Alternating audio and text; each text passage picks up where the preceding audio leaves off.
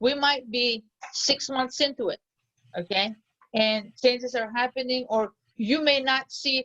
I'm going to be very clear with you, okay, because these are things that I have faced in the past with my ego showing up, where I have felt that, oh, I'm not seeing results fast enough, or I'm not patient enough, okay, and then I'm thinking, well, maybe I can just stop. But quitters never win, and winners never quit. So quitting is not an option. Like, I don't want you, honestly, Ellie, I have to be very upfront with you. I don't want you to invest time with me for 5 months, 6 months, and stop. Okay? Because it's gonna suck, and then you're gonna give up on. I don't want you to give up on yourself. And you should not give up on yourself. I don't want to give up on myself. No. Yeah. And you need to love yourself more than everybody else. And once you love yourself more than everybody else, then you'll be able to love other people more too. But you need, this is something for your personal development, for your growth, okay?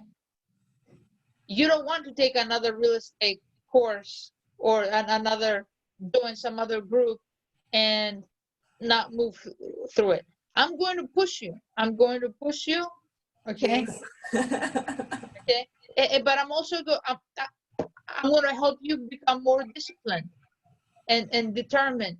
But I also know human nature. Okay. We need to be a little flexible. We need to be able to move. And that is great working with another woman. Okay. Because I understand that. Okay. I'm not all go, go, go 100% of the time. I'm also a mom, right? And I like taking time for myself. So you have to recharge your batteries. I'm all about that. There will never be a balance of work life. There's not a balance. But as long as we maneuver based on the needs that we have to push what needs it at the time, Mm-hmm. Yeah. what needs most of our energy, and what we can leverage. That's true. Right? Yeah, I think that's important. I think that's important. Yeah, because I honestly really do need help. Like I said, like the past groups that I've been, they didn't cover this part. Like I was always fearful of like, okay, like I'm doing cold calls, but like there's nothing. Like the fear was still there, and now I just want to move forward instead of just calling myself a real estate investor or a businesswoman or whatever. I actually want to be one and move forward and make an impact in the world instead of like, I don't want to go 5 years and look back and be like, dang, could have done that. It's a people business. So bring your experience, things that you've done in the past, and relate this to how you love people. So bring the medical field that you know, because you're in the service industry, right? Bring in some kind of aspect of your previous experience, even if it may not have been real estate related.